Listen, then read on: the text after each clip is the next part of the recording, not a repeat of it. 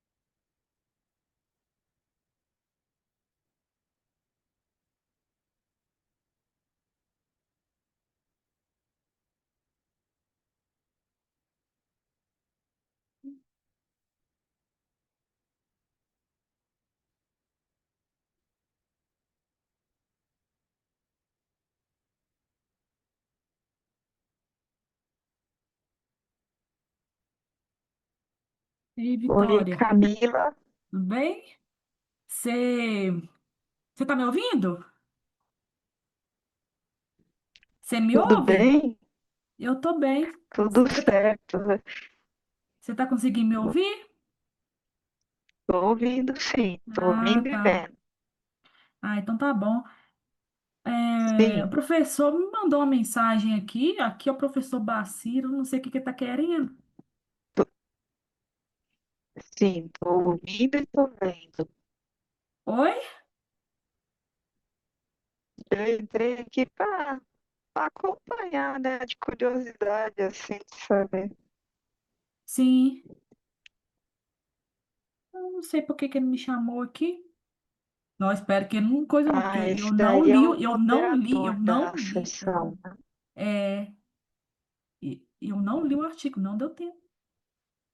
É o moderador, né, da sessão. Sim, porque se ele faltar, quem assume O é eu, e eu não li moderador, nada. professor Baciro, é o moderador da sessão.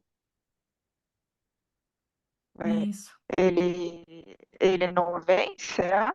Não falou nada, não. Só falou assim: olá, tudo bem? Aqui é o professor Baciro, só isso. E cadê o pessoal da. Não, até agora ninguém entrou. Até tem minuto, tem eu que tô apressado. Relaxa, vai dar tudo certo. É, minha filha, que é a primeira vez que eu. Não, também não. Mas é que na hora aí a gente vai assim, com base, geralmente, Aham. é, não, é que na hora geralmente você faz uma, assim, presta atenção, um conselho, né? Você prestar atenção naquelas apresentações, aí você consegue mais ou menos saber sobre o que os autores estão falando. Uhum. Verdade. Ah, é.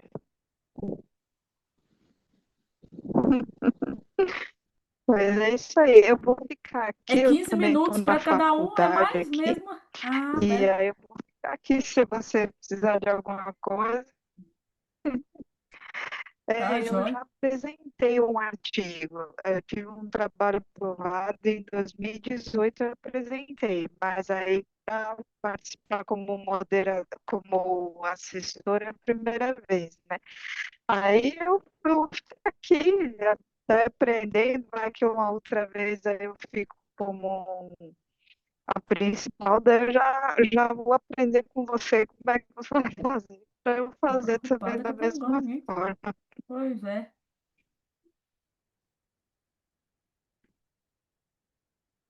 Será que eu pergunto? Vou perguntar para ele se está entrando na sessão. Também agora, até por enquanto, ainda não chegou ninguém ainda do. Beleza. Então tá bom, vou ficar aqui na sala. Se precisar de alguma coisa, estamos aí. Tá, tô perguntando para que estão entrando na sessão, mas até agora nenhum participante mesmo. Ele falou que tá entrando, moderador, mas tem que ter gente para apresentar. Tá mudo. 15 minutos cada um, né? E aí É, depois, como vai sobrar tempo, eu tenho umas perguntas, né? não tá começando. Fica melhor, fica melhor. Boa tarde. Oi, Tem outra agora fica Vitória melhor? aqui. Aham. Não, sou eu mesmo. É que Ah, eu sim. tirei o fone. Ah, para ver se fica melhor agora. Ah, tá, ficou Você me melhor ouvir. agora. Melhor sem o fone. Ah, Vitória Mas tem duas Maria, boa histórias. tarde. Boa tarde, Camila. Boa tarde, Ah, tá. Vitória. Você vai boa apresentar? tarde. Eu vou apresentar. Qual que é o seu artigo? É do Laboratório ao Mercado. Ah, sim. O seu é o terceiro. Não, peraí, deixa eu ver aqui na. Deixa eu só confirmar aqui. Do laboratório, não é o terceiro mesmo. É, tá bem. Pela sequência, eu tô seguindo a sequência lá Perfeito. do site.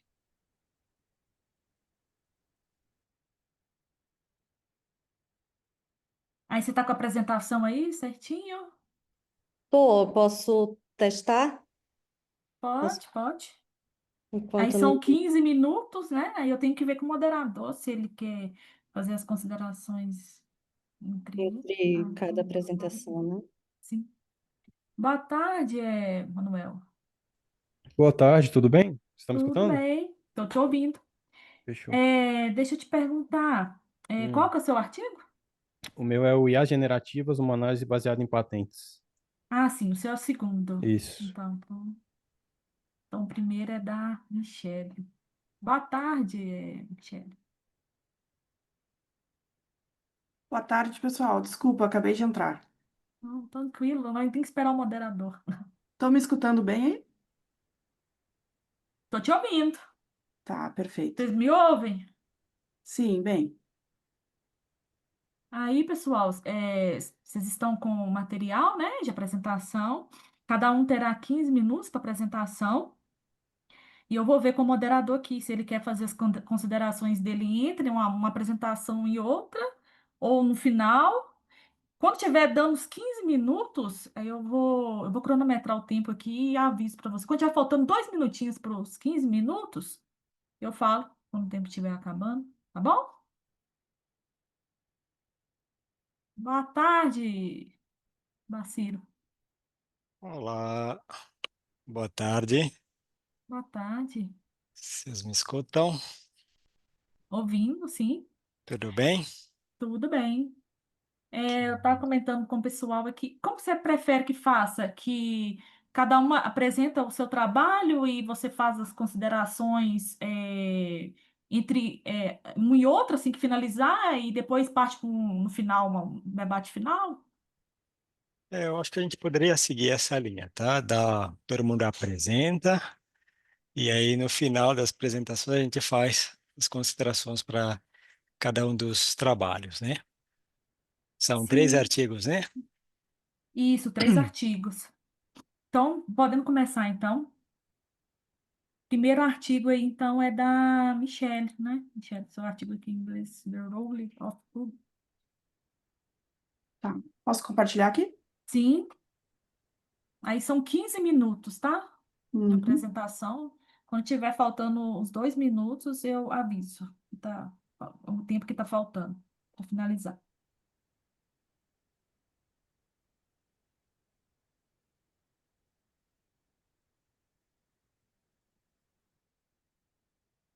Tá aparecendo aí para vocês?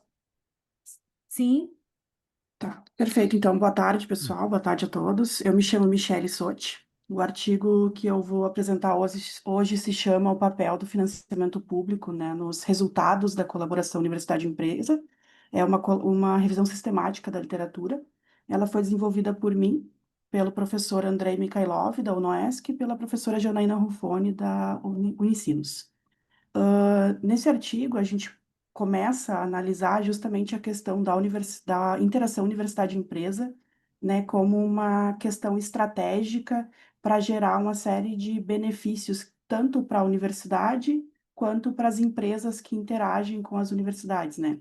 A colaboração universidade-empresa, ela é basicamente aquela colaboração quando uma empresa busca uma universidade para realizar algum projeto em conjunto, alguma pesquisa em conjunto, etc., e elas trabalham juntas, por algum propósito em comum. Normalmente, quando a gente fala de resultados dessa colaboração universidade-empresa, a gente tá falando de resultados que podem ser artigos científicos, pode ser o depósito de patentes, pode ser a abertura de alguma empresa nova, pode ser uma série de resultados, né, que podem ocorrer a partir dessa colaboração universidade-empresa. E é esse fenômeno que a gente analisa aí no nosso artigo. A gente sabe que para que a colaboração universidade-empresa ocorra, funcione, vamos dizer assim, uma das coisas mais importantes é ter financiamento. Esse financiamento ele pode ser público, ele pode vir do governo, né? Ou ele pode vir das próprias empresas que buscam colaborar com as universidades e para isso acabam financiando, desculpa, esse projeto colaborativo. Mas a gente sabe que tem ainda uma lacuna na literatura muito grande quando se trata de discutir os resultados que esse financiamento gera para as empresas. Ou seja, Tem muitas pesquisas que falam que o financiamento ele ajuda e ele instiga a colaboração em si, mas poucos estudos analisam se o financiamento público ele impacta lá no finalzinho nos resultados da colaboração. Ou seja, ele instiga a colaboração, mas a gente não sabe se os resultados, né, se o aumento das competências de inovação, desenvolvimento tecnológico, competitividade das empresas, ela aumenta de fato ou não quando tem um investimento público. E aí, partindo dessa lacuna de pesquisa, a gente propôs, então, investigar exatamente qual que é o papel, né, dos recursos públicos nos resultados dessa colaboração universidade-empresa. Definimos, então, duas perguntas de pesquisa. A primeira é qual que é o papel, né, dos recursos públicos na colaboração universidade-empresa, e o segundo é se a presença de recursos públicos afeta os resultados da colaboração universidade-empresa. Para responder essas perguntas de pesquisa, nós realizamos uma revisão sistemática da literatura. Então, nós baixamos um total de documentos que eu não me recordo agora quantos eram, mas fizemos a triagem inicial, tudo em pares. Então, eu e o professor Andrei Mikhailov lemos os artigos, né? Primeiro os resumos, seus títulos, depois os artigos que foram selecionados para leitura integral. Destes, nós selecionamos 34 estudos que foram lidos integralmente pelos três autores do artigo. E desses 34 artigos, então, nós extraímos as informações que nós utilizamos ali no artigo, não sei se vocês leram ou não, mas que compõe a síntese qualitativa, né, do nosso artigo, dos nossos resultados. Eu apresento aqui uma breve análise bibliométrica, tá, que nós fizemos só para título de informação, mas para mostrar que, de certa forma, ocorreu nos últimos 2 anos aí um breve acréscimo na produção científica, porém, esse leve acréscimo, a gente está falando de um número muito baixo de artigos sobre o tema por ano. Então, apesar de ter subido de 1, 2, 3 artigos para 5, ainda é um número muito baixo de estudos que se preocupam, né, de que forma que o financiamento público, de fato, impacta esse processo de colaboração e os resultados dessa colaboração. Nós identificamos também que desses 34 artigos que nós analisamos, a maior parte deles são artigos quantitativos, né, e apenas 6 são artigos qualitativos. Identificamos as principais revistas, os principais autores que mais publicam sobre o tema, mas como são poucos artigos, né, são também poucos artigos por revista. Então, as revistas que mais publicam sobre o tema publicaram aí nesse período 3, 2 artigos só e os demais aí são um artigo por revista. Indo mais para análise qualitativa, então, dos nossos resultados, né, propriamente ditos, nós percebemos que o financiamento público, ele tem um papel diferente do investimento privado. Então, quando o investimento é público, ele pode ser visto como um pré-requisito para que a colaboração universidade-empresa aconteça.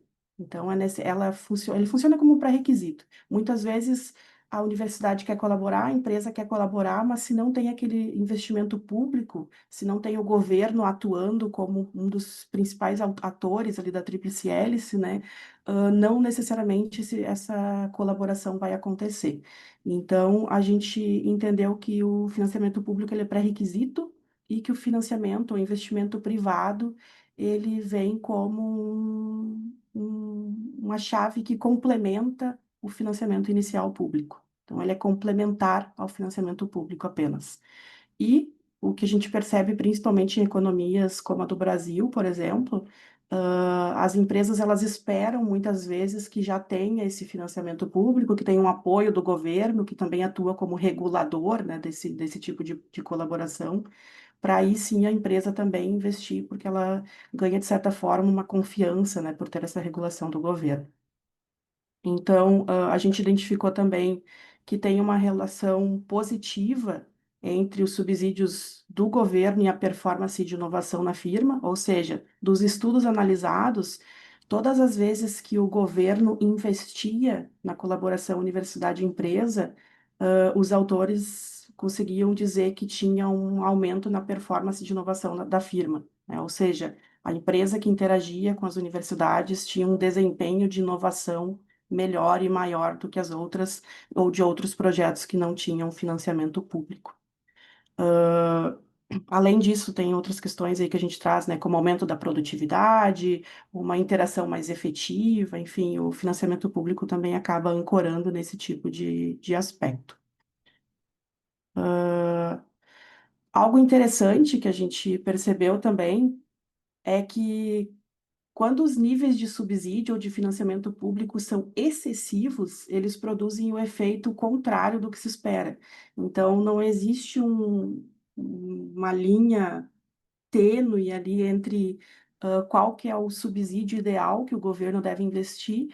Porém, tem mais de um estudo, tem algumas pesquisas que a gente analisou que dizem que conforme vai aumentando o subsídio, ou seja, conforme o governo vai investindo mais nessas pesquisas de colaboração universidade-empresa, né, nesse processo, chega um momento em que ele já não é mais positivo. Chega no momento em que tem uma tendência até que a inovação ela diminua se o investimento for muito alto, né? E os autores discutem algumas coisas nesse sentido, assim. Até, inclusive, não é algo extremamente claro na literatura, mas algumas análises empíricas que a gente leu discutem isso e dizem que é preciso ter muito cuidado na hora que o governo faz um tipo de investimento público na colaboração universidade-empresa para saber até que ponto é necessário investir, até que ponto é necessário que o investimento privado entre também, né, e possa colaborar com isso, para que de fato o investimento público ele seja bem utilizado, né, para que não seja subutilizado ou não utilizado da forma como poderia estar sendo usado quando a gente fala desse tipo de colaboração.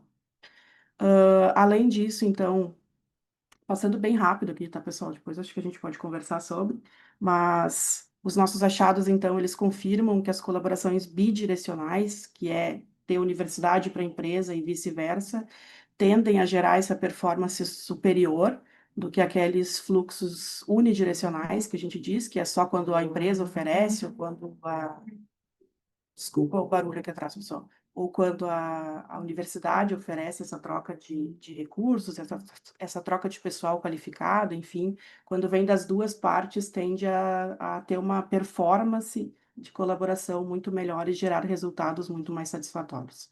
E aí a gente apresenta também uma agenda de pesquisa no nosso artigo, né, dizendo aí a necessidade de outros estudos que devem abordar esse tipo de questão, principalmente estudos empíricos que consiga dizer de forma mais efetiva a importância do financiamento público, porque é um campo que todo mundo fala precisa investir, né? Precisa investir nessa colaboração universidade-empresa para que as universidades possam ajudar as empresas a se desenvolverem em algum aspecto, a desenvolver novos produtos, novos serviços, inovar, mas não se sabe exatamente quando que o governo deve interceder, quando que o governo deve investir ou não.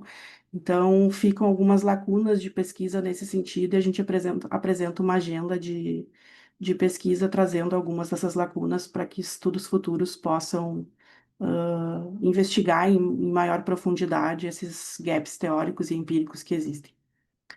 Pessoal, de forma bem breve é isso, tá? Eu deixo aqui as principais referências que eu usei aqui na apresentação e meu muito obrigado.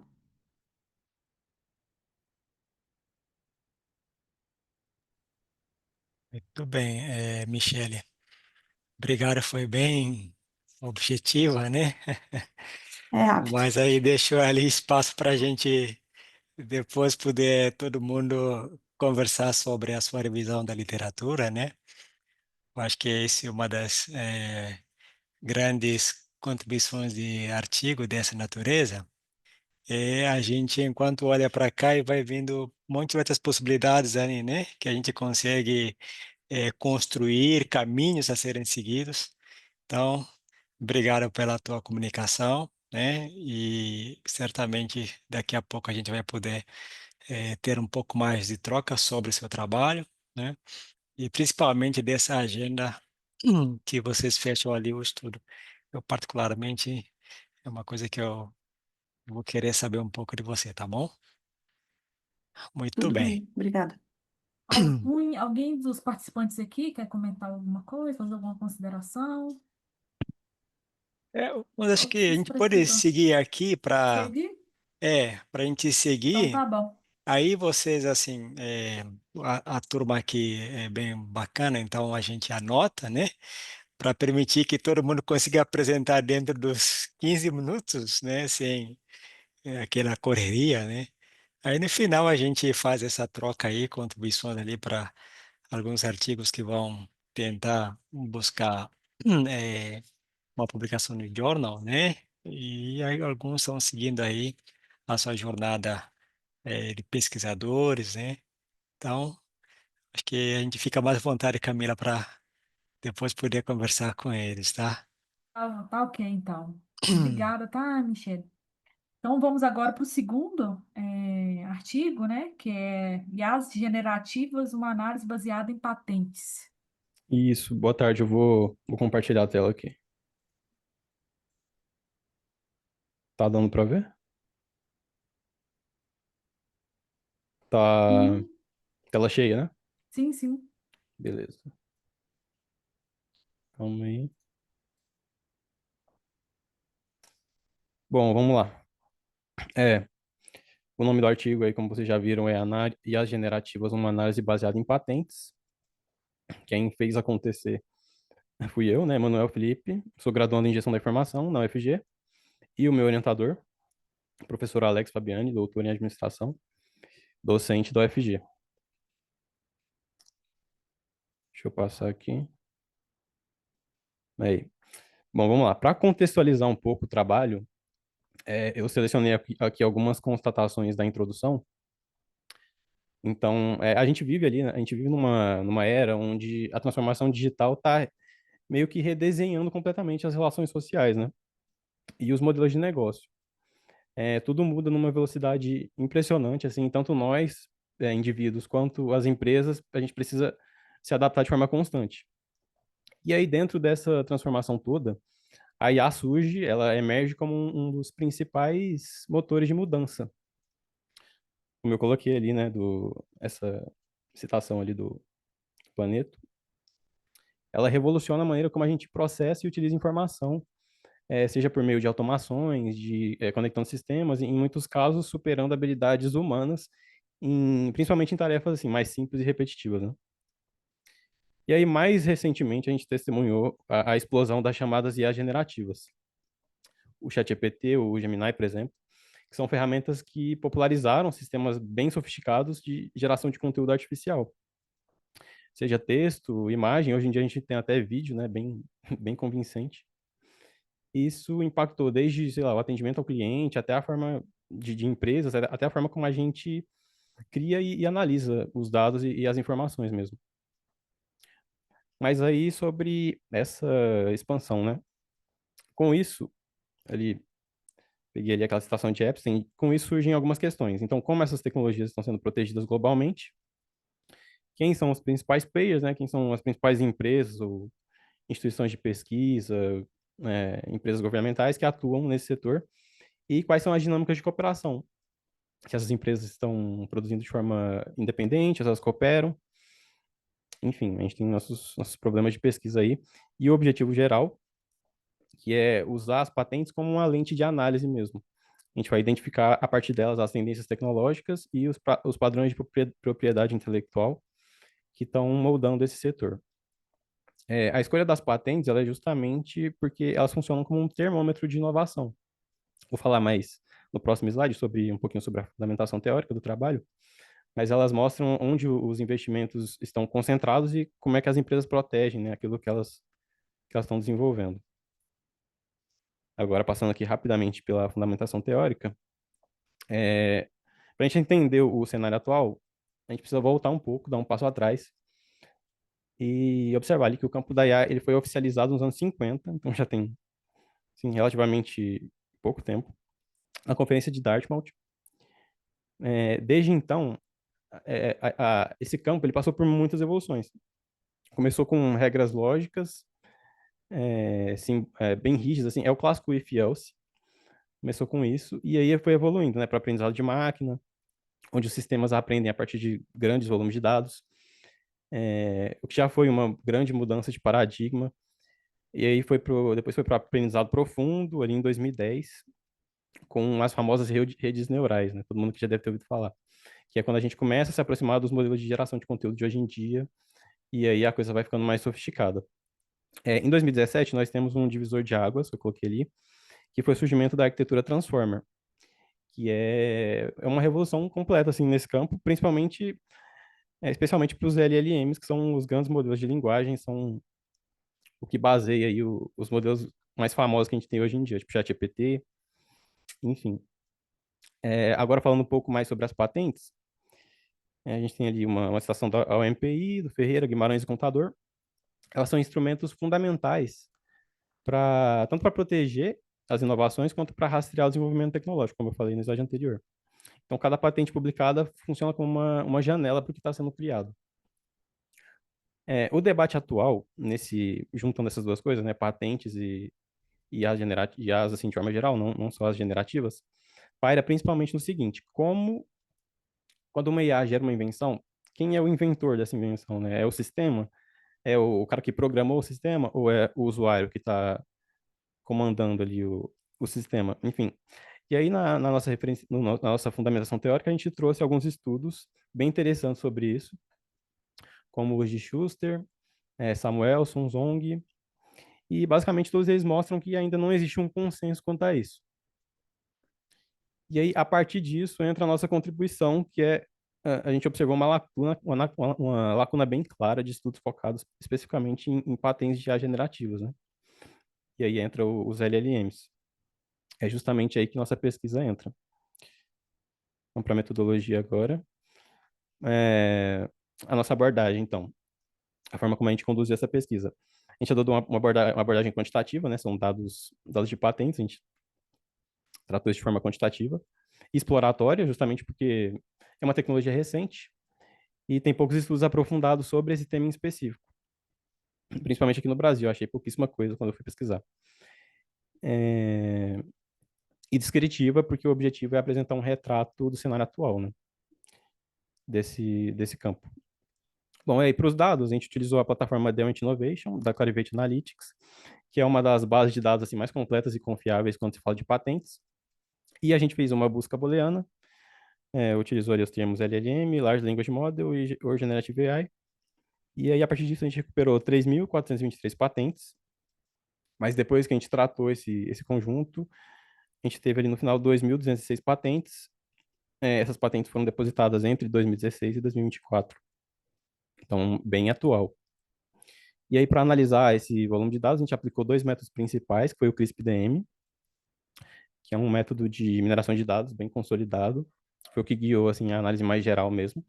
E a análise de redes sociais para identificar a dinâmica de cooperação entre os titulares de patentes, né? A gente conseguiu visualizar quem colabora com quem, identificar as comunidades e entender os padrões de interação no desenvolvimento dessas tecnologias. Vamos para os resultados agora. No artigo, quando eu enviei a gente enviou umas tabelas, né? Eu fiz algumas mudanças, mas tá basicamente a mesma coisa, só para ficar mais claro, assim, visualmente, e para apresentar aqui também. Bom, essa primeira figura, ela mostra a evolução anual do patenteamento de IA generativa, né? Bem interessante ali. De 2015 até 2020, o cenário era praticamente estagnado. Duas patentes, três patentes, pouquíssima coisa. Mas uma coisa interessante é que ali no fim de 2014, início de 2015, a gente tem um marco, eu coloquei alguns marcos tecnológicos ali, alguns marcos que eu considero importantes. A gente tem as GANs, que são as redes adversariais generativas, e também é uma arquitetura de IA, né, como eu já citei o Transformer anteriormente. Ela foi desenvolvida pelo Goodfellow e outros cientistas em 2014, final de 2014, deu um boom ali nesse artigo em 2015. É uma das arquiteturas pioneiras na geração de conteúdo artificial, especialmente imagens realistas. E em 2017 a gente tem outro marco ali da arquitetura Transformer, que eu já mencionei anteriormente. É a base dos LLMs modernos, né, essa arquitetura. E aí, em 2018, a gente tem o lançamento do GPT-1, começando a família dos modelos que mais tarde explodiria, né, com o ChatGPT. E em 2021, a gente tem um movimento de 10 patentes, mas aqui entra um fator geopolítico importante, que é a China lançou um plano nesse ano, um plano estratégico de 15 anos para otimizar a proteção de propriedade intelectual. Vocês vão entender porque eu estou falando disso mais para frente, nas próximas figuras. Esse plano estabeleceu metas para transformar a China na maior potência mundial em inovação. Então, tem políticas bem agressivas, assim, de incentivo ao patenteamento e proteção tecnológica. É uma sinalização bem clara que eles querem muito, né, e provavelmente vão dominar setores estratégicos, incluindo esse setor das IAs. E aí, ali, 2022 com 21 patentes, em 2023, que é quando explode mesmo o ChatGPT, alcança 100 milhões de usuários, a gente tem um boom absurdo ali de 2.161 patentes depositadas.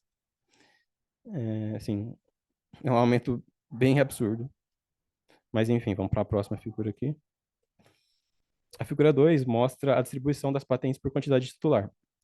Então, como vocês podem ver ali, 93,65%, bastante coisa, das patentes tem um só titular, que é aí já é um indicativo de uma estratégia de proteção mais proprietária, né, e defensiva. Já mostra que o pessoal não colabora muito. Próximo aqui. Agora, a distribuição dos titulares de patentes por categoria. Um domínio ali da indústria privada, 70%, um pouco mais de 70%. A academia aqui vem em segundo lugar, que são universidades, institutos de pesquisa, com 16%. E os titulares independentes, inventores independentes ali em terceiro, e instituições governamentais em quarto. Então, a gente tem aí uma corrida nesse campo predominantemente corporativa mesmo. Próximo. Aqui a gente tem dois gráficos. A distribuição, eles mostram a distribuição geográfica das patentes. A gente tem o primeiro ali com a distribuição das patentes por mercado de proteção. Então, onde essas patentes, em quais escritórios essas patentes são depositadas. A China domina ali de forma absoluta. 88% das patentes foram depositadas lá. É uma concentração geográfica bem grande, assim. E aí, os Estados Unidos, né, que geralmente lideram em tecnologia, aparecem num segundo lugar aqui bem distante, com só 5% das patentes. Depois a gente tem Coreia do Sul, Índia e o ANPI, que é a Organização Mundial da Propriedade Intelectual.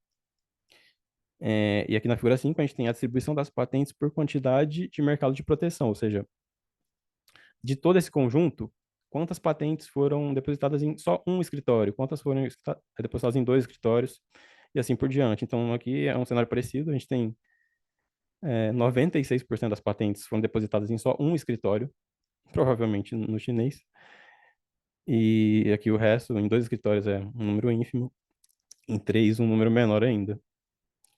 Vamos para o próximo aqui. Bom, e como a gente notou ali uma baixíssima internacionalização, né? Dada essa dominância chinesa, a gente fez uma análise comparativa para entender se existem diferenças nas prioridades tecnológicas entre China e o resto do mundo. Então, na China, os depósitos se concentram massivamente em aplicações práticas. A gente tem os IPCs, que são a classificação das patentes, a descrição desse IPC e a quantidade, né, e o ranking ali também. Enfim, a classe mais frequente ali na China é consulta. Quase 50% das patentes estão relacionadas a sistemas de busca e recuperação de informação. Depois vem análise semântica, classificação, métodos de treinamento e criação de ferramentas como ontologias e tesauros. E aqui a gente tem 96% das patentes chinesas estão nessas 5 categorias. Elas abarcam pelo menos uma dessas 5 categorias. Já no resto do mundo, a gente tem aqui os demais países, né? O Brasil não entra aqui, ele nenhuma patente foi depositada aqui, nem criada aqui. São só países da Europa, Estados Unidos. O foco é diferente em relação aos IPCs, ligeiramente diferente, né? Um pouco diferente. As classes mais recorrentes são aprendizado de máquina, métodos de aprendizado, processamento de linguagem natural, a gente tem consulta também, análise semântica, ou seja, são tecnologias de base aqui, né? São os fundamentos dessas arquiteturas, desses modelos. A distribuição também é um pouco mais dispersa, vocês notarem aqui, ó, 14% ali o primeiro lugar só, 10%, então é mais variado aqui as classificações. Então aqui a gente tem a China está patenteando em volume aplicações mais específicas, e o resto do mundo, né, especialmente os Estados Unidos e Europa, eles focam mais nas tecnologias fundamentais, né, nos algoritmos core, vamos chamar assim, né? Vou pro próximo. Ô, Aqui na Emanuel, tabela 2. falta só um minuto, tá? Sério? Tá. Aham, é porque são 15 minutos para ser justo para todo mundo e como eu tenho que debater, Não, beleza. cada trabalho, entendeu? Para dar Aham. tempo. Não, então eu vou passar aqui rapidão. A gente tem aqui os principais titulares de patente, a gente tem aqui a Baidu, a Flytek, Tencent, Alibaba, são grandes empresas chinesas. E aqui a gente tem as grandes empresas norte-americanas, uma empresa da Turquia, mas enfim, é uma diferença gritante ali, ó, são poucas patentes no resto do mundo em comparação às empresas chinesas. E aqui a gente tem uma rede de cooperação interinstitucional, ela é bem pequenininha também, bem fragmentada, poucas empresas. Aqui eu destaquei as mais relevantes. State Grid Corp of China, que é uma estatal chinesa, que é bem... Ela está em tudo, assim, praticamente, em relação a patentes, ela patenteia bastante. Outras empresas aqui, eu vou passar porque falta pouco. Aqui a gente tem as interações, né? Então aqui, de novo, a indústria dominando as interações na colaboração. E aqui a rede entre titulares independentes, que aí ela é mais agrupada, né? Vamos dizer assim. Mas são poucos que cooperam. E aqui na rede de independentes, é, a Índia é a que mais transparece aqui, os inventores chineses, os inventores indianos. Agora, as conclusões aqui rapidamente. Então, primeiro a gente identificou 4 características marcantes. Um crescimento recente acelerado das patentes, né? Baixíssima cooperação, origem majoritariamente industrial, foco geográfico na China, com baixa internacionalização. O segundo ponto aqui, ficou evidente que existem duas estratégias globais distintas, acontecendo simultaneamente. A China prioriza volume e aplicações mais práticas e patenteia em massa, né, esses usos específicos da IA no mercado doméstico chinês. Já o Ocidente, que é principalmente Estados Unidos e Europa, foca em tecnologias de base e inovação disruptiva, né? Isso também se reflete nos investimentos. Tem um relatório interessante da Universidade de Stanford que mostra que as empresas americanas elas investiram quase 9 vezes mais que as chinesas nesse tipo de tecnologia em 2023. E terceiro, aqui a cotitularidade em patentes, né, que seria a cooperação, é exceção, não regra. Então, isso reflete aí prováveis incertezas legais e proteção estratégica, e que nós temos um ecossistema de inovação nesse campo bem fechado. E o quarto ponto, muito importante, que é a obsolescência rápida das tecnologias de IA generativa, provavelmente reduz a eficácia do sistema de patentes tradicionais, né? Foi o que o Jiang aqui já afirmou anteriormente. Então, muitas empresas podem estar optando por outras formas de proteção, como segredo industrial em vez de patentear. E, por fim, a gente tem aqui algumas limitações, que é a dependência de dados de patentes, que não capturam todas as formas de inovação no campo, e um possível viés decorrente das decisões de coleta e tratamento de dados, que a gente excluiu patentes mortas. A gente tratou também, o LLM é um termo que está presente em outros campos tecnológicos, então a gente excluiu patentes que não tinham relação com o tema, enfim. Isso pode ter gerado aí algum viés no nosso cenário aqui que a gente chegou. E é isso, aqui as referências.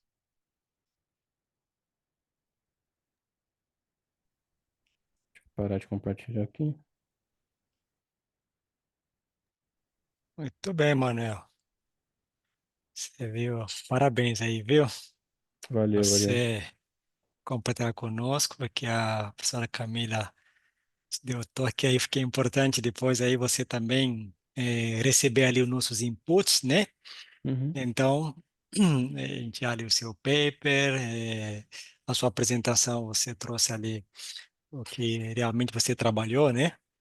Então, Sim, em seguida, se ela pediu ali essa questão de tempo, é só para que a gente não te deixe do jeito que você chega aqui e sai também. A gente, que você sai dessa sala melhor que você chegou, entendeu? com certeza. Essa é a ideia, tá? Todos nós aqui teremos ali a oportunidade de aprender juntos. Mas parabéns, viu? Valeu, valeu. Então, em seguida, nós vamos ter a oportunidade de você falar talvez um pouco mais ainda sobre o seu trabalho, Uhum. também de levar um pouco sobre a gente, tá? Vamos Camila, Show. agora. obrigado aí, viu? Vamos agora dar continuidade aqui, o terceiro artigo é do Laboratório ao Mundo, trajetórias de patentes universitárias licenciadas.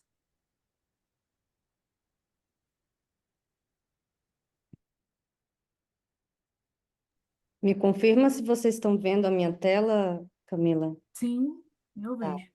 perfeito. Então, gente, boa tarde. Me chamo Vitória. Eu vou correr um pouquinho aqui na apresentação, que a gente já viu que a Camila é bem rigorosa com o tempo, né? E eu acho que eu tenho bastante conteúdo. Ô Camila causando aí, ô Camila. Mas É, ela como gosta muito de vocês. Ela quer que realmente vocês aproveitem bem o congresso, Não, né? tem uns 15 minutos aí, é para ser justo com todo mundo e para dar tempo depois de debater, né? Porque tem que debater cada um dos artigos ainda, Uhum, né? uhum. Nós temos até 7h30.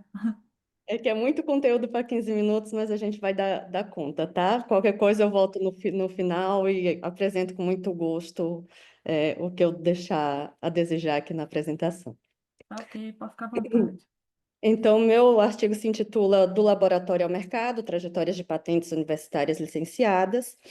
É um recorte da minha tese de doutorado. Minha tese não é exatamente nesse tema, mas foi digamos, um recorte que emergiu do campo e foi necessário a gente abordar, né? Então, ele foi desenvolvido por mim e pela minha orientadora, a professora Fernanda Reichert, lá na Universidade Federal do Rio Grande do Sul.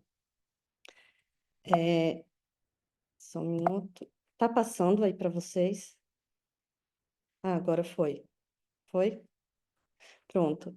Então, partindo do pressuposto que os resultados da pesquisa universitária, eles podem ser transferidos e absorvidos tanto por empresas, como por governos, como pela própria sociedade, e essa absorção, ela se dá na forma de alguns ativos, né? Por exemplo, desde a formação de recursos humanos, né, qualificados, ou então da produção de artigos, ou da celebração de convênios interinstitucionais, ou mesmo do desenvolvimento de tecnologias com potencial de aplicação prática, né? Dentre elas estão as patentes.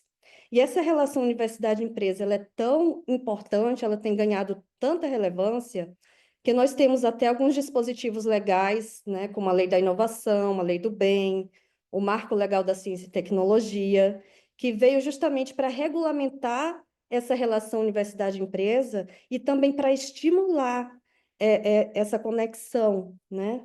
Então, diante disso, as patentes elas vão se destacar nesse contexto, como o colega Manuel falou antes, porque as patentes elas são como um termômetro, né? Elas são uma espécie de métrica que indicam a capacidade, seja de um país, de uma instituição, de uma região, de transformar o conhecimento em algum ativo tecnológico. Só que daí a gente tem um dilema, né? Aqui no Brasil, a nossa taxa de licenciamento de patentes ainda é muito baixa. Ou seja, a universidade, ela produz pesquisa relevante e tudo mais, mas essa pesquisa ela não consegue achar um lugar ainda na nossa indústria. E para a gente ter uma ideia, segundo o relatório do Fortec, no ano de 2023, a média de contratos, né, de licenciamento de patentes vigentes no Brasil era de 7,9 acordos. E na região sul, que é a região de onde eu falo, a região sul do Brasil, essa média é de 3,4 acordos. Então, é uma média muito baixa, de fato, né? E por que eu trouxe a média aqui da região sul? Porque a gente utilizou, né, como objeto de estudo a nossa universidade, uma universidade pública aqui do sul do Brasil, que ao longo de toda a sua história, ela só conseguiu licenciar 20 ativos de patentes, né? 20 patentes da categoria pedido de patente, patente ou modelo de utilidade, perdão. Né? Então, diante desse contexto, nosso objetivo nesse artigo é analisar as trajetórias percorridas pelas patentes licenciadas e por seus inventores, considerando as dinâmicas envolvidas no processo de licenciamento. E para isso a gente teve alguns desdobramentos, né? Primeiramente, nós mapeamos as patentes licenciadas pela universidade, nós investigamos os principais desafios relatados no processo de licenciamento e analisamos os caminhos percorridos pelos inventores para viabilizar esse licenciamento de suas patentes, né? E todo esse artigo ele se fundamenta em um referencial teórico, né, que tem como base essa ótica da universidade empreendedora, né, que utiliza o conceito, que amplia a missão institucional das universidades, incluindo esse papel de contribuir para a inovação e para o desenvolvimento econômico. Nós utilizamos também a ideia do Sistema Regional de Inovação, onde as universidades desempenham um papel primordial ali como um celeiro, né, de conhecimento. E, para além disso, nós abordamos a questão de que, em países em desenvolvimento, essa interação entre universidade e empresa, ela ainda é, digamos, fraca. Por quê? Porque a nossa indústria ela ainda é de baixa intensidade tecnológica. Então, isso consiste em baixo volume de atividade de P&D e baixa capacidade de absorção de novos conhecimentos, né, fazendo com que essa relação universidade-empresa ainda não tenha um lugar consolidado, né?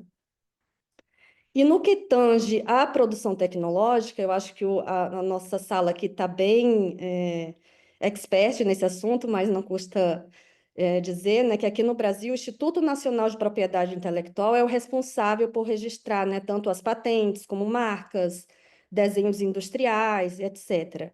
Então, se um inventor ele tem um resultado de pesquisa e tudo mais e quer levar a categoria de patente, ele deve fazer o depósito junto a esse instituto, né? Uma vez depositado, essa patente vai passar por uma análise, e em seguida será concedida ou não a carta de patente. Mediante essa carta patente, o autor, os autores, né, eles podem explorar comercialmente e, principalmente, impedir que terceiros comercializem, explorem economicamente esse ativo sem a sua licença, né? Então, dito isso, eu vou aqui para a metodologia explicar um pouquinho para vocês como que se deu, né, o desenvolver desse artigo. Primeiramente, nós fomos junto ao Núcleo de Inovação Tecnológica da universidade para coletar informações sobre as patentes licenciadas, aquelas que foram negociadas, né, comercializadas para a indústria. E, com base nessas informações, nós levantamos alguns dados das patentes junto ao INPE, como, por exemplo, o nome de todos os autores envolvidos em cada patente, ou em que área de classificação aquelas patentes estão incluídas, por exemplo, na área de química ou na área de física, etc.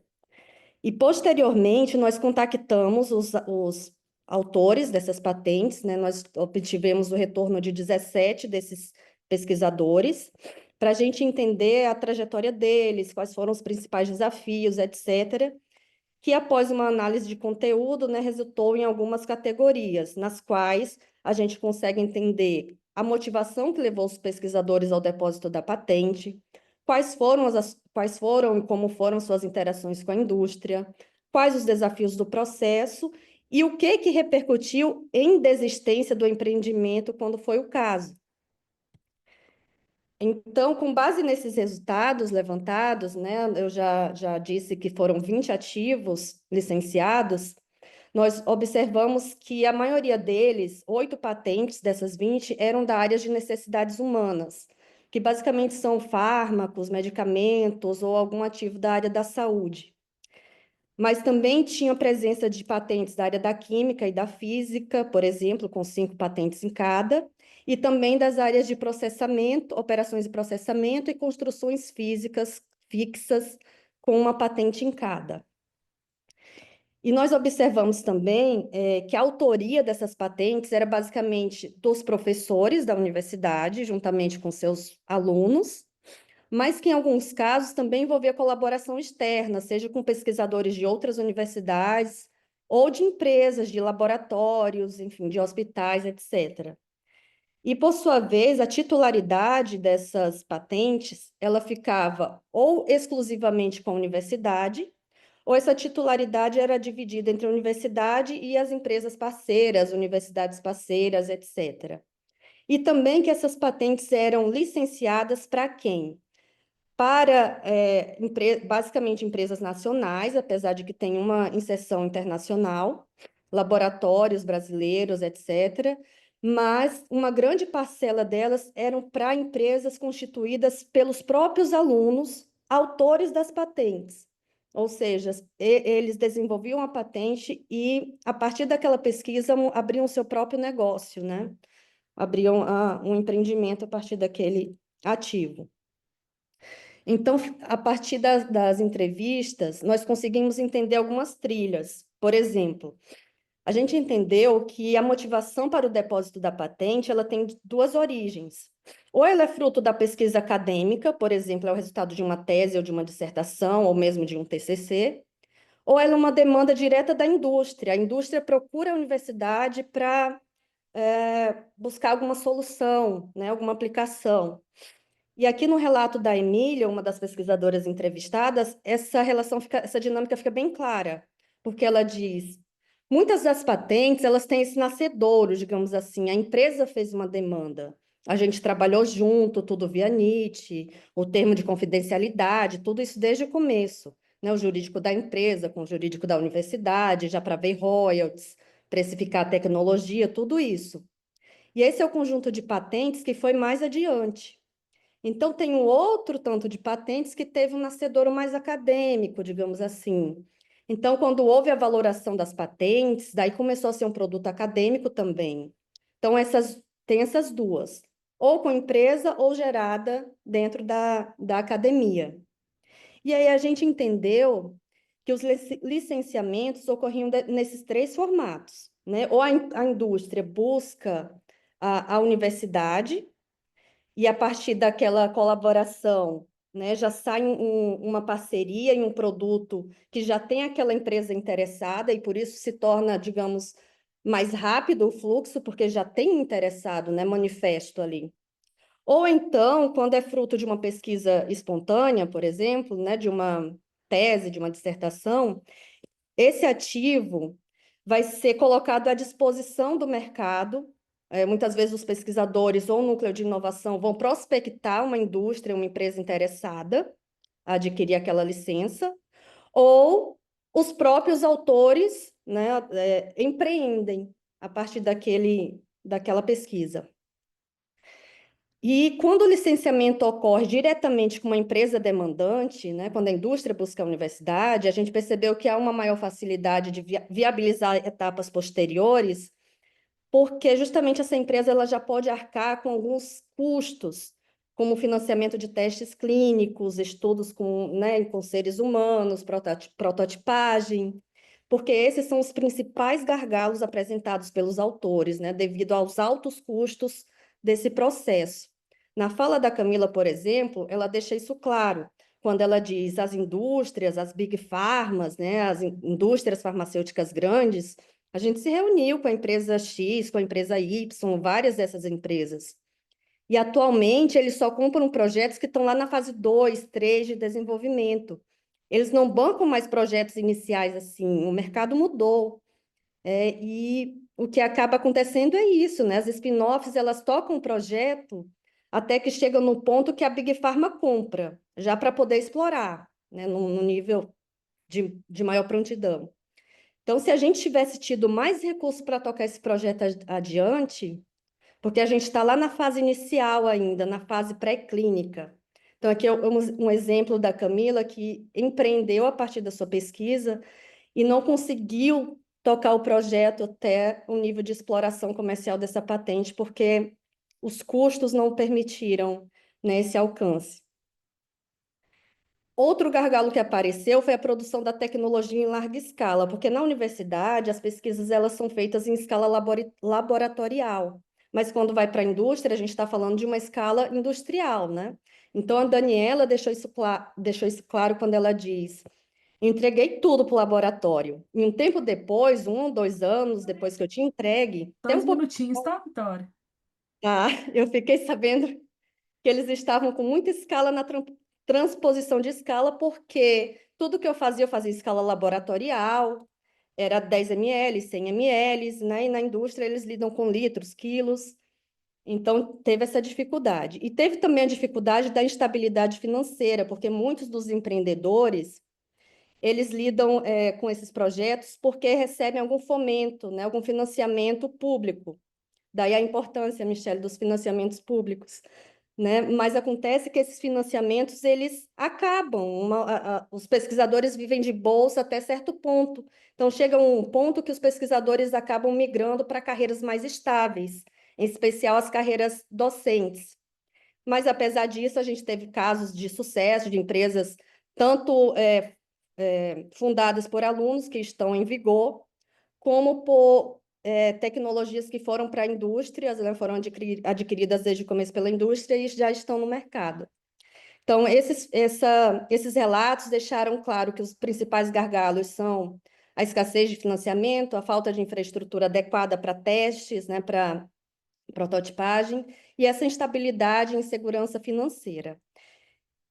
Apesar desses gargalos, a gente traz aqui alguns pontos positivos, que é a atuação proativa de alunos e professores, porque metade das patentes licenciadas foi para esse público, então merece uma atenção especial, tanto da universidade como das políticas públicas, principalmente no sentido de financiar essas etapas intermediárias da pesquisa, que têm altos custos e que são o principal gargalo assim, de encerramento dos negócios, né?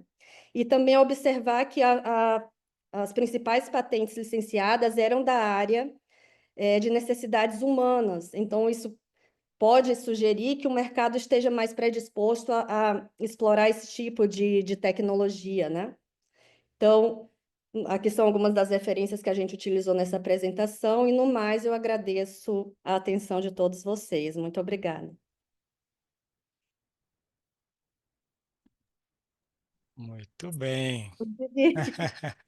Vibrou, hein? Parece que foi o dia da defesa, né, meu? Mas espera aí, ainda a banca não falou ainda o veredito final, né?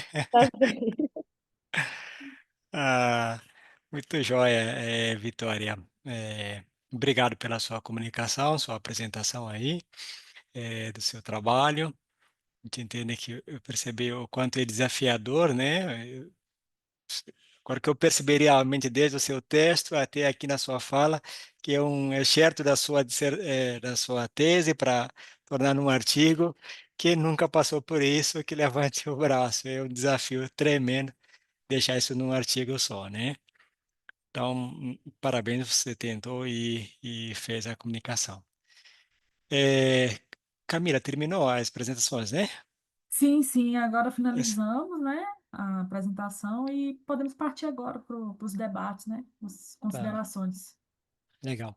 Então, pessoal, se vocês concordam, talvez a gente comece com o último, né? A Michelle, você vai ter que começar debatendo, depois a gente fala do seu, porque da Vitória está mais fresco na nossa eh, memória aí, né? Agora que ela acabou de apresentar. Que tal a gente começar a falar sobre o artigo eh, da Vitória, né? Concordam? Então, vamos lá. Todos que estão aqui assistindo estão convidados, né?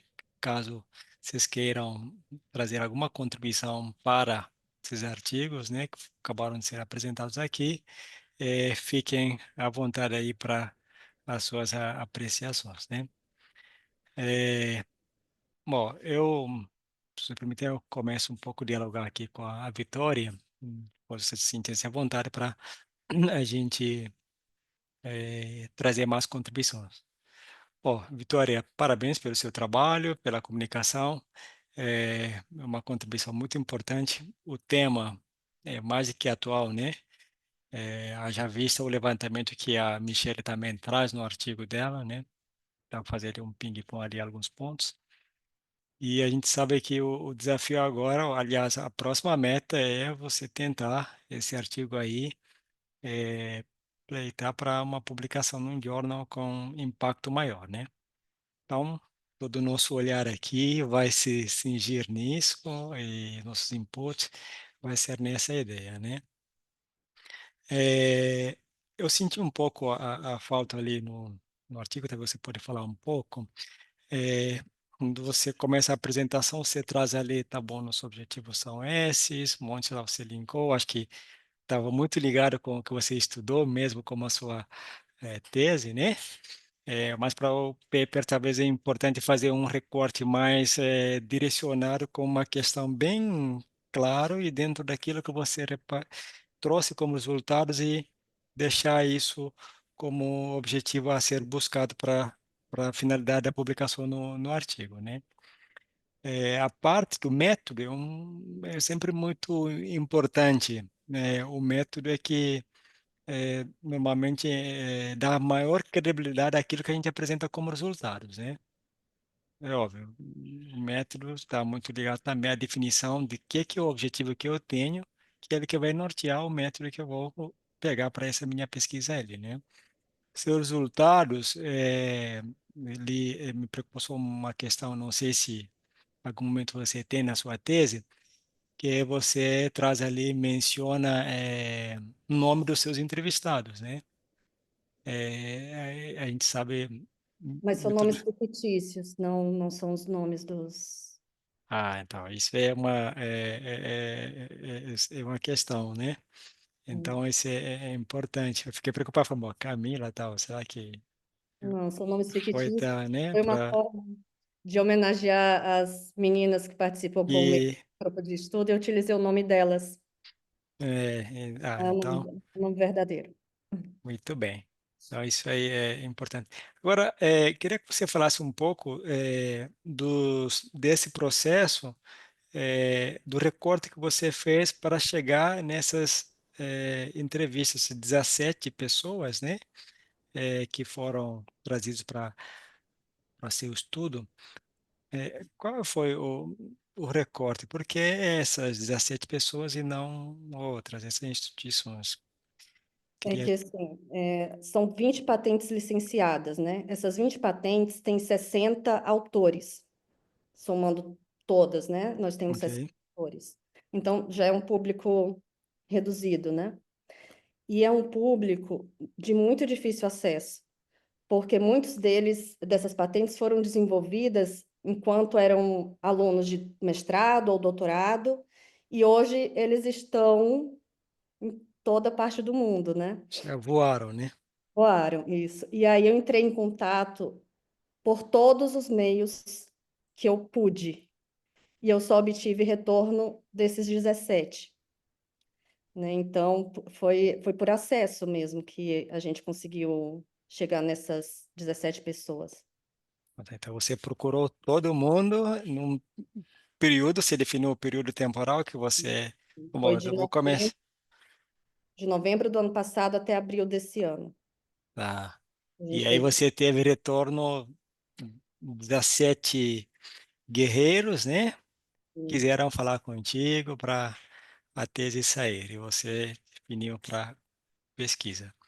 Aí você fez a entrevista com eles e vi ali, você usou ali Bardam para fazer a análise, né, dos dados qualitativos.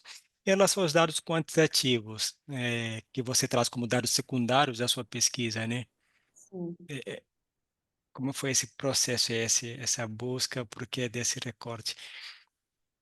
É que quando a gente buscou o NIT, eles já deram esses dados prontos, né? Então já eram essas 20 patentes. E quando a gente pesquisa na base de dados do Instituto Nacional de Propriedade Intelectual, né, a gente consegue ter o relatório, ter o conteúdo completo dessa patente. E aí foi a partir desse conteúdo que eu soube o nome de cada um dos autores, por exemplo, e a área de classificação delas, né? Então, assim, eu não manipulei muito esses dados basicamente já estão dados, né? Tá. Então, vamos tentar entender aqui, então, talvez a sua pesquisa, do seu ponto de vista de abordagem metodológica, talvez ela está mais para uma pesquisa qualitativa, né? Que você pegou ali dados secundários para auxiliar a sua pesquisa qual, essas entrevistas, né? Que você fez com seus 17 guerreiros, né? Para elucidar a sua questão de pesquisa, né? Então, isso é importante deixar isso bem claro do ponto de vista do método, da abordagem e dos procedimentos ali que você usou para trazer, para responder esse objetivo da pesquisa, tá? Perfeito. Eh, então, assim, eu acho que assim você tem bastante dados, uma pesquisa empírica, ela faz toda a diferença, é muito importante. O seu estudo ali, ele se complementa bastante com o estudo da Michelle, né? Uhum. Você vê o que ela traz num levantamento bibliométrico, né? das publicações versus o que você tentou, na realidade, também trazer para contribuir depois para o que ela achados dela, né? Então, isso valoriza um pouco esse esforço físico ali. Se não me falha a memória, eu acho que nos últimos anos, Michel, no seu artigo estava lá, são 5 publicações, né? Que tinham, né? Isso, Então, para você ver o quanto, assim, é importante o esforço que você fez e quanto essa área ainda está carente ali em termos de busca de estudos empíricos, né? Tá? sim. Então, acho que isso é muito importante, tá? Para a gente trazer ali como ponto positivo aí do seu esforço, do seu estudo, tá? Muito bem. Alguém gostaria de colocar mais uma questão ali para a Vitória? Temos alguma coisa no chat? Ó, Camila. É, sugiro que seja assim, mais objetivo, né? Durante as colocações que a pessoa escreveu aqui. Tem meia hora para poder fazer concluir, né, todos os Sim. debates aqui. Então, vamos lá. Vamos falar do artigo da Michelle, vai. A gente depois fecha com Emanuel, né? Tá. Michele, eu acho que o bibliometria ele tem suas vantagens, né? Que consegue levar a gente para entender como é que a realidade do tema está sendo tratado, né?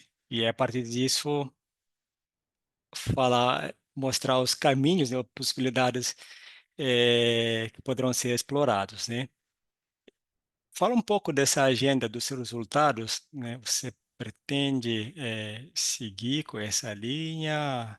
Porque você traz ali alguns achados que possibilidades de fazer pesquisas futuras bem interessantes, né?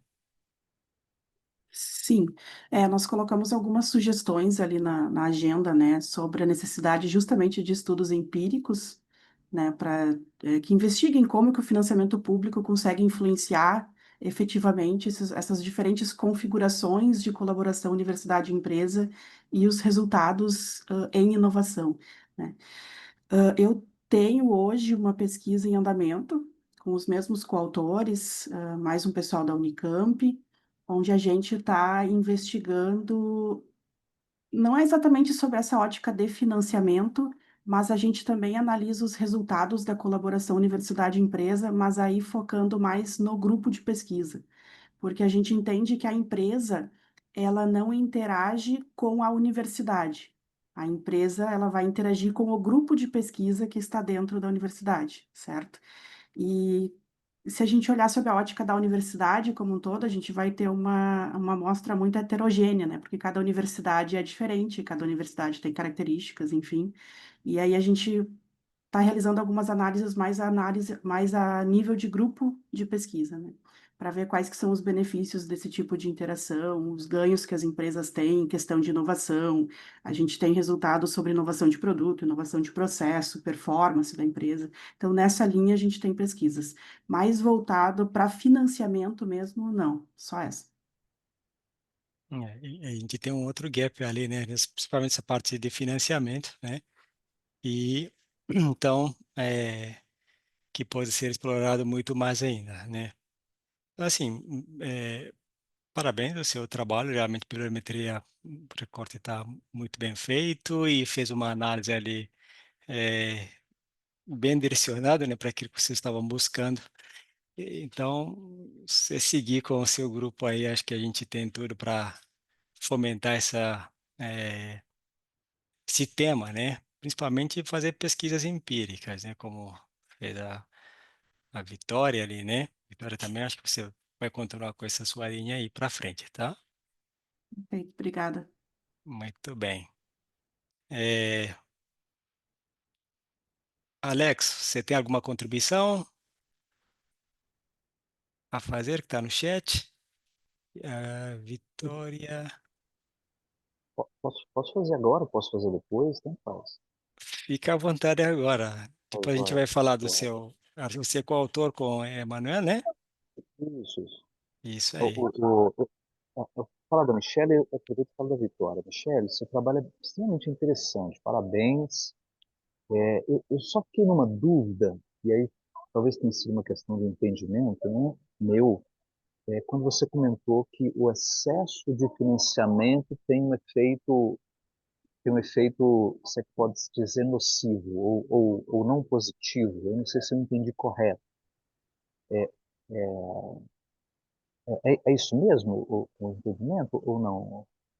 É, a literatura diz que quando os subsídios eles são moderados, eles aumentam o engajamento, né, e o esforço conjunto entre universidade e empresa. Mas a literatura diz também que quando os subsídios, né, o investimento se torna muito alto, ocorre o oposto. Ou seja, a motivação e o comprometimento das partes envolvidas pode cair, possivelmente porque os recursos, sendo garantidos, reduzem o risco, reduzem a necessidade de colaboração Entendi. genuína ou de investimento próprio. Então, a literatura, alguns estudos empíricos reforçam isso. Entendi. Porque isso me chamou muita atenção. Eu não sei se é porque a gente não vive essa realidade excedente de financiamento, né? E Exatamente. aí, É verdade. e aí eu, né, acho que como um trabalho acadêmico vale a provocação de questionar isso e inclusive, né, em se percebendo um mau uso, né, em se percebendo uma relação não positiva, se o problema não seria o mau uso e não o excesso, né? Então, porque eu nunca ouvi falar que excesso de dinheiro para pesquisa é ruim, pelo contrário, talvez tenha um plano mal feito, uma aplicação incorreta, né? Não quer dizer que o seu trabalho está incorreto, não é isso, tá? É mais para a gente, como estamos na academia e temos essa prerrogativa do questionar, né? Acho que o seu trabalho traz isso de uma maneira muito bacana e muito oportuna, tá? Então, acho que é só um reforço aí, tá bom? Sobre o trabalho da Perfeito. Vitória, já pegando um gancho, voltando, Uhum. né, perdi o fio da meada anteriormente. Vitória, esse trabalho também é muito legal. Acho que tem potencial para publicar numa revista que tem um perfil mais de desenvolvimento regional, né, pelo ser um recorte muito específico. E como contribuição, né, caso você vá submeter para uma publicação de ano, deixar bem específico o perfil da patente que se usou, que, se eu entendi também, é um perfil de patente que houve uma transferência do tipo licenciamento. É isso que eu entendi, né? Isso, Não é uma exato. concessão de direito, não é uma parceria, não é nada nesse sentido. São patentes que foram transferidas de maneira licenciada, né? E chamar a atenção também no seu trabalho, a, a, e você destacou a questão das necessidades humanas, e ver se isso não tem uma relação com o perfil do desenvolvimento tecnológico da própria universidade, né, do local onde essa universidade está inserida, porque isso pode influenciar e gerar essa espécie de viés, que na verdade não vai ser um viés, vai ser uma característica, né? Então Sim. acho que isso você pode fazer um destaque no seu artigo, né, e enviar para uma revista, fazendo essas observações, reforçando esses pontos aí, tá bom? Sim, perfeito, obrigada, professor. Só para esclarecer, essas patentes das que compõem as necessidades humanas, né, que são a maioria, elas são oriundas ou da farmácia ou da química, que são os institutos mais antigos da universidade. Então, de fato, existe essa característica, né, que favorece a geração de Exato, patentes nessa área. exato. Exato. Então destaca isso bem no seu trabalho e vê um júnior que tem essa característica de desenvolvimento regional, né? Eu acho que pode dar um fit legal aí. Perfeito, muito obrigada, professor. Isso é importante que o professor Alex traz aqui, o direcionamento, né? Você conhecer a revista, o seu trabalho e quais são as revistas que trabalham com isso. Você tende a lograr êxitos, né? Nesse sentido. Muito importante lembrado aí, caro professor Alex. Muito bem. Vitória e Maria, vocês têm alguma contribuição a fazer? Antes de a gente falar do trabalho do Manuel, ó, vamos lá, vamos seguir. Manuel, primeiro, parabéns aí pelo trabalho. Esse é o TCC? ou é iniciação científica? Então, na verdade, é só um artigo mesmo. Não é nenhum dos dois. Eu É, já fiz os dois já. que legal, É uma muito bom. continuação da iniciação científica, vamos chamar assim. Parabéns, viu? Valeu. Parabéns. Isso, te ver que você tem tudo para ser um grande pesquisador mais para frente aí, né? Obrigado. Pela iniciativa e o professor Alex aí que está contigo, né? Sim. Está te acompanhando nesse estudo? Meu guia aí. É, muito bom. Parabéns. Você está bem assessorado aí. É importante. Então, aqui algumas contribuições, né?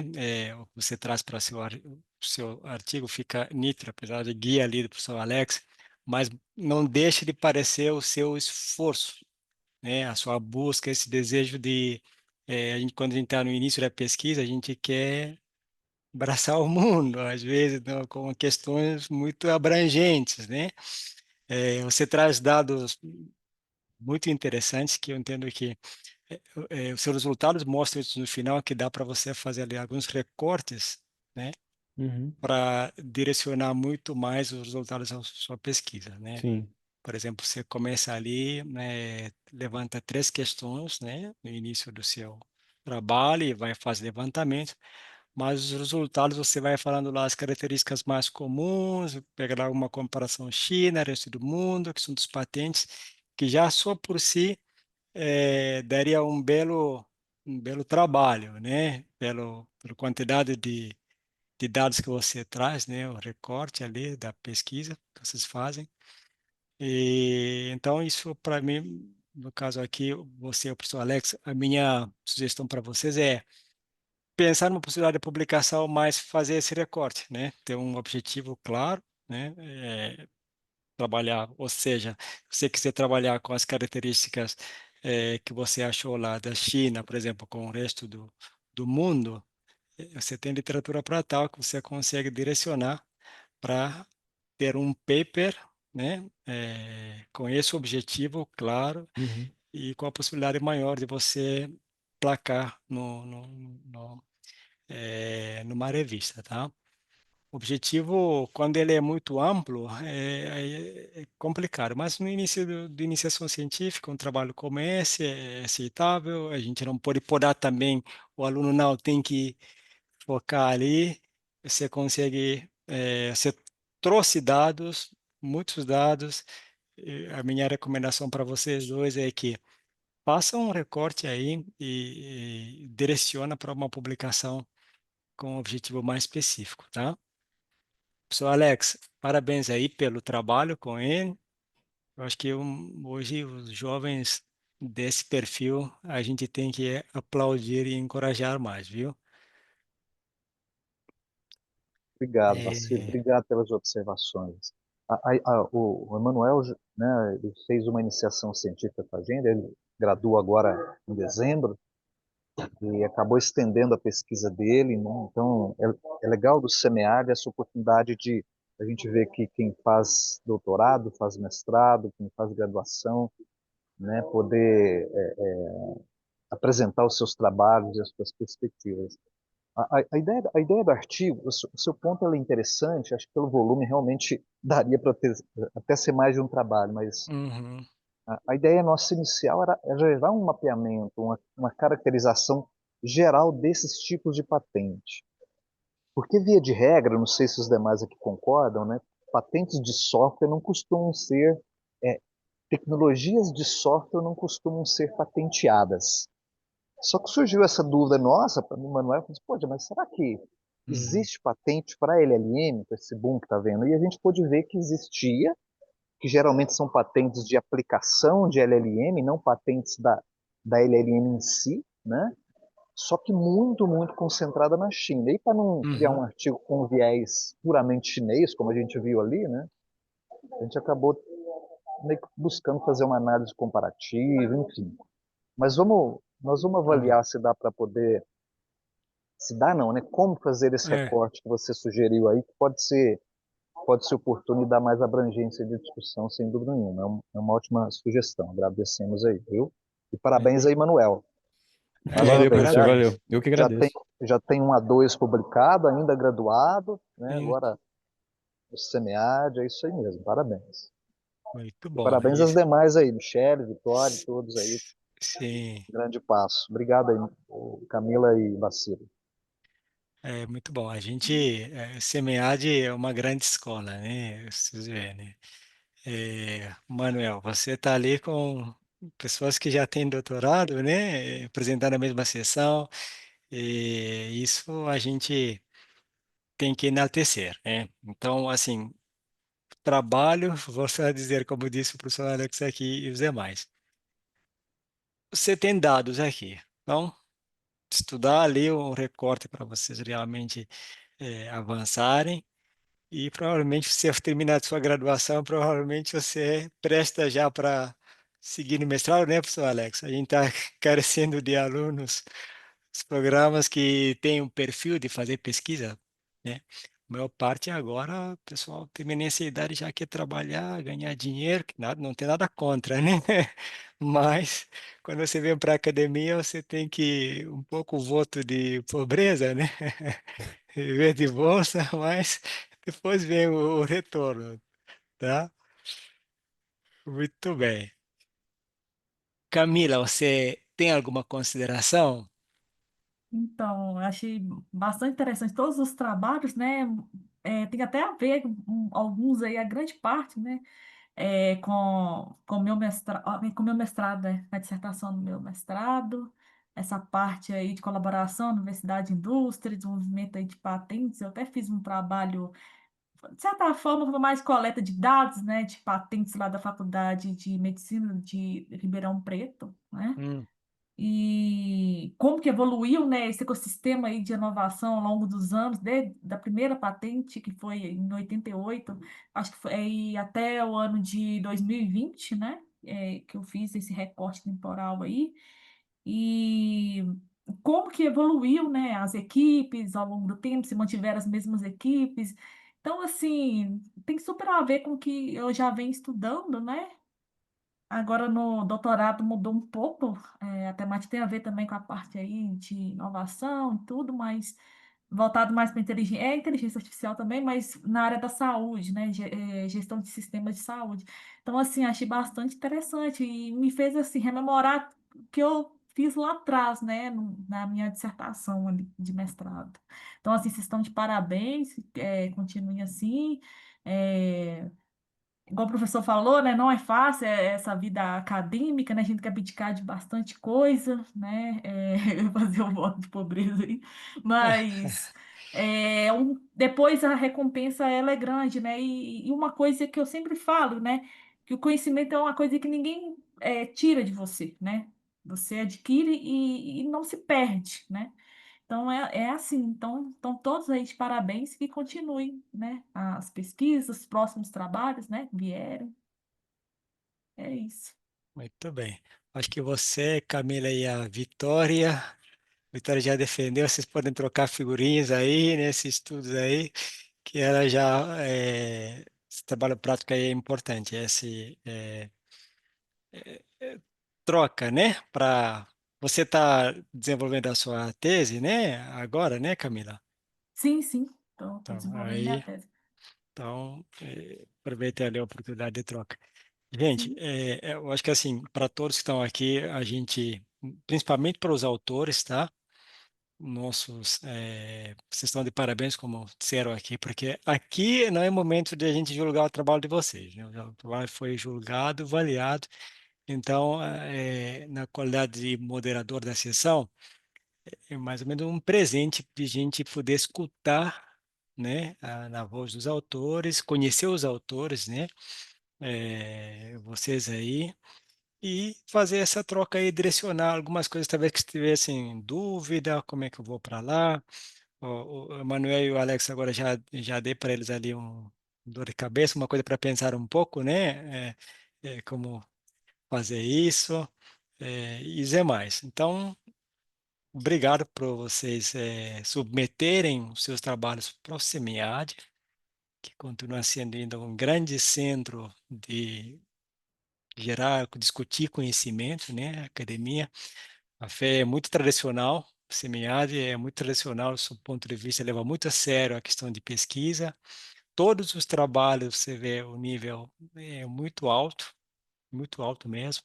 Aqueles que foram resultados negados ali, você fala, putz, cara, mas esse aqui podia passar em qualquer outro lugar, mas aqui não passou.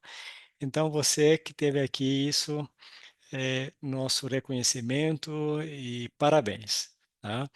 A gente está nessa jornada aí de academia.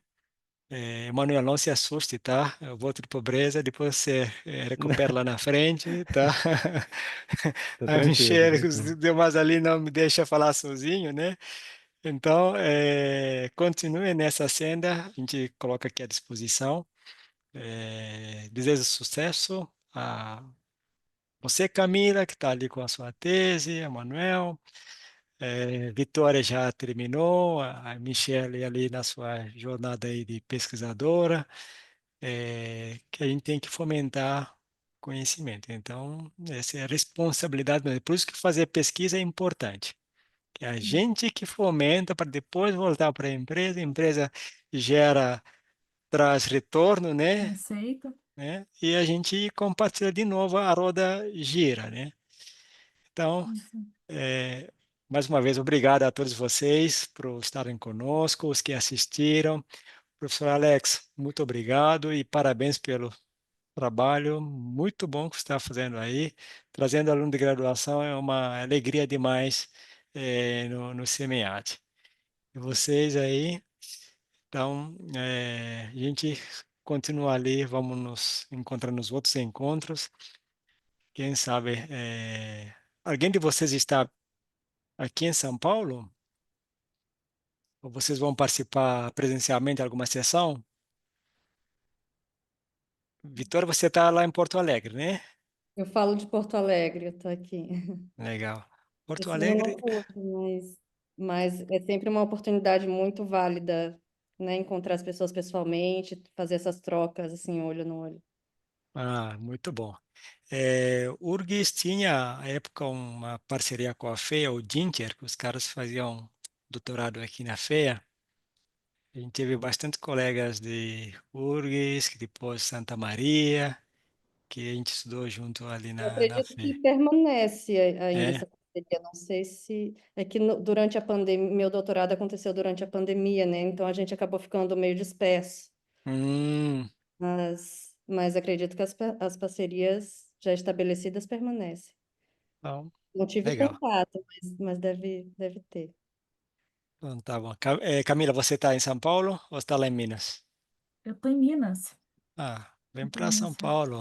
Ano passado eu fui, É, participei presencialmente, mas esse ano não tá foi bom. possível. Então tá. Pessoal, acho que a Camila deixou um É, recado no chat, né? sim, vocês fazerem a avaliação da sessão. Avaliem, Ajude, fazem favor. ajudem Pode Camila deixar. aí. Tá bom? Pessoal, Ok. então desejo muito sucesso a todos vocês. A gente segue, estamos juntos. Na academia, a gente se vê quase sempre nos eventos. Eu estou aqui em São Paulo, né? FIA, então estamos juntos, tá bom? Bem, Muito obrigada, obrigada, viu? Então, professor. tá bom. Obrigada, pessoal. Valeu, gente. Valeu. Tchau, tchau. Tchau, tchau, Valeu. gente. Um grande Tchau. abraço, viu? Tchau.